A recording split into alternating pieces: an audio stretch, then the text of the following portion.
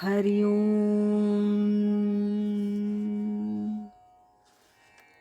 पूजनीय स्वामी भक्त डॉक्टर सुषमाताई वाटवे यांनी लिहिलेल्या स्पर्श परिसाचा या ग्रंथमालिकेतील पहिल्या भागाचं वाचन आपण ऐकत आहोत. आज यातील प्रकरण पहिलं, लोहो परिसेसी लागला, याचा भाग तिसरा ऐकूया. सद्गुरू भेटीनंतर. 1973चा श्रावण महिना. मी ज्ञानेश्वर महाराजांच्या दर्शनाला आळंदीला गेले. नमस्काराच्या वेळी मी मनोमन प्रार्थना केली की मला ज्ञानेश्वरीचा अर्थ कळावा. मी पुष्कळ प्रवचनं ऐकली, ग्रंथांचा अभ्यास केला, पण खरा अर्थ कळला नाही. मंदिराला प्रदक्षिणा घालून मी अजान वृक्षाखाली आले तो एकाएकी माझ्या पायातील शक्ती गेली आणि मी मटकन खाली बसले. डोळ्यातून अश्रुधारा वाहू लागल्या. काही वेळानं सावरून उठले, पुन्हा नमस्कार करून परतले. आळंदीतच मला कळलं की पावसच्या स्वामी स्वरूपानंदांनी पुण्याच्या श्रीयुत बाळासाहेब वाकडे यांना नाथ संप्रदायाचं सद्गुरूपद दिलं आहे आणि त्यांचं स्वामी माधवनाथ असं नामाभिधान केलं आहे. मला या दोघांबद्दल काहीच माहिती नसल्यानं मी त्या बातमीकडं फारसं लक्ष दिलं नाही. योगायोगानं त्याच महिन्यात एका साधक दाम्पत्यानं मला बाळासाहेबांच्या प्रवचनाला नेलं. ज्ञानेश्वरीचा 12वा अध्याय सुरू होता. प्रवचन ऐकताना मी तन्मय होऊन गेले.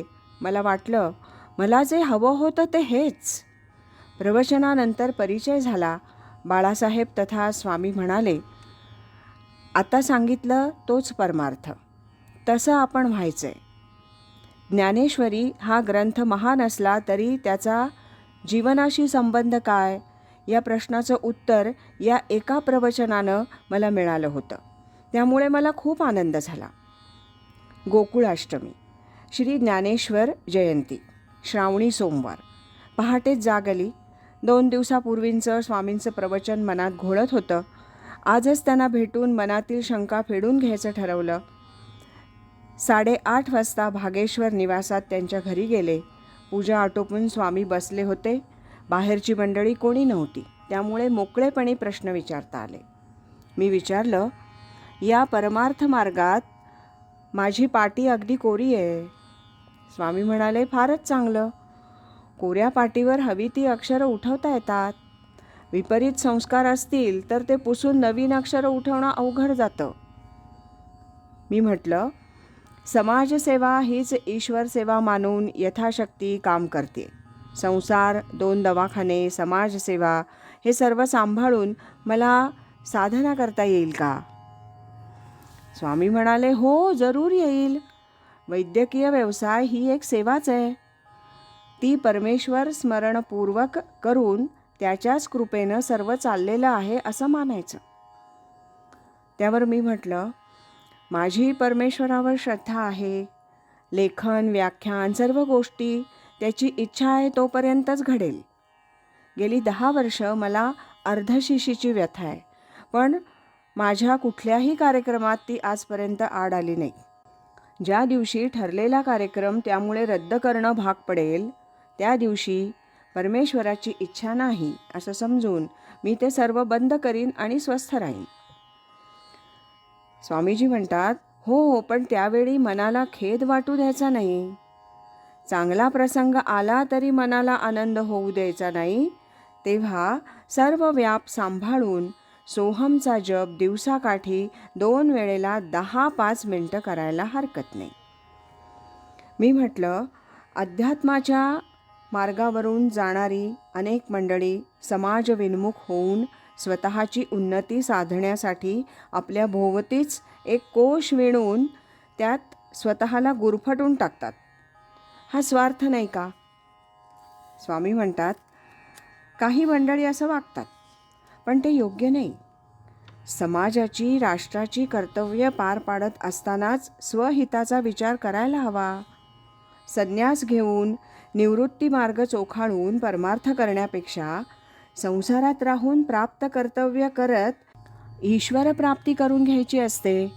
नुसता स्वार्थाचा विचार नको, तसा नुसता परमार्थाचाही विचार नको. समाजकार्यात मग्न व्हावं, पण त्याबरोबर स्वकल्याणाचाही विचार हवा. काही देशभक्त अध्यात्म मार्गावरून चालत असताना राष्ट्रसेवेसाठी हिमालयात न जाता माघारी वळले. म्हणजे एकाच वेळी दोन्ही गोष्टी होऊ शकतात. परमेश्वराचं ध्यान ठेवून सर्व कर्म करावीत आणि त्यालाच ती अर्पण करावीत. माझ्या मनातले विचार एका अधिकारी पुरुषाच्या मुखातून बाहेर पडत होते. मला खूप बरं वाटलं.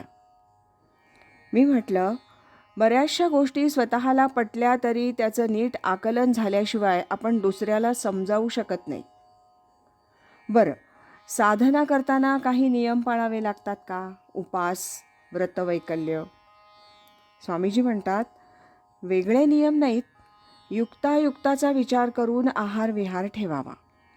लोकात मिसळायला हरकत नाही. लोकसंग्रह हा तर भगवद्गीतेनंच सांगितलाय. मौन याचा अर्थही न बोलणं नव्हे.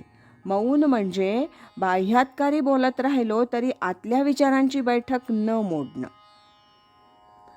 मी त्यावर विचारलं, आपले सद्गुरू ओळखायचे कसे?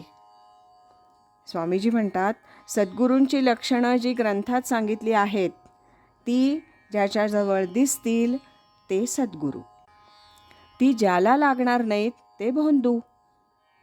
मी त्यावर म्हटलं, गुरु आणि शिष्य हे नेहमी ठरलेलेच असतात का? स्वामीजी म्हणतात, असं नाही. त्या योग्यतेची कुणी व्यक्ती असेल तर त्याला गुरु मानायला हरकत नाही. मी म्हटलं, तसा योग 2-3 वेळा आला, पण ज्यांच्याकडे मला नेण्यात आलं तिथं ते काही बोलत नव्हते, सांगत नव्हते, नुसताच नमस्कार स्वीकारीत. त्यांना गुरु मानावं असं मला वाटलं नाही. त्यावर स्वामीजी म्हणतात, आपल्या मनाला पटेल तिथं जावं. खरं म्हणजे आत्ताच तुम्हाला यायला खूप उशीर झाला आहे. 45 वय झालं ना? तरी पण पावसला स्वामी स्वरूपानंदांना पत्र लिहा. पत्रात माझा उल्लेख करा. तुमची थोडी माहिती लिहा. भेटीचा दिवस वेळ मागून घ्या. 2 दिवस राहण्याच्या तयारीनं जा. मात्र ठरलेल्या वेळीच जा. त्यावेळी ते भेटण्याच्या तयारीत असतात. त्यांना भेटा, दर्शन घ्या, आशीर्वाद घ्या. त्यांचं उत्तर येईल तसं करा. शंका निरसन झाल्यावर स्वामींनी स्वतः आसन घालून सोहमचा श्वास कसा घ्यायचा तो मला घेऊन दाखवला. मला तसा घ्यायला सांगितला. माझा श्वास अपेक्षेपेक्षा बराच वेळ स्थिर राहत होता. स्वामी म्हणतात, मुद्दाम त्रास होईल असं न करता सहज पण अगदी शांतपणे मन श्वासावर केंद्रित करून श्वास घ्या. मन बाह्येंद्रियांकडून खेचून आत श्वासावर घ्या. रोज 5-10 मिनिटं केलं तरी पुरे. मी त्यांना विचारलं, साधनेच्या दृष्टीनं कोणती पुस्तकं वाचावीत? स्वामीजी म्हणतात, भगवद्गीता समजणं कठीण, ज्ञानेश्वरी अवघड. वेळ मिळेल तेव्हा इथे रात्री ज्ञानेश्वरी श्रवणाला यावं. नाथ भागवत, दासबोध वाचावा. मनाचे श्लोक पाठ करावे. एकावेळी थोडेच वाचायचे आणि त्यावर चिंतन करायचं. भेट संपली. नमस्कार करून प्रसाद घेतला. ज्ञानेश्वरी ज्ञानकिरणे भाग पहिला प्रकाशित झाला होता, तो खरेदी केला. घरी आल्याबरोबर प्रथम पावसला पत्र लिहून टाकलं. आज इथेच थांबूया. यानंतरचा या प्रकरणातला 4था भाग आपण उद्या ऐकूया. सद्गुरु असती अंतरात, सच्छिष्याते जागवीत.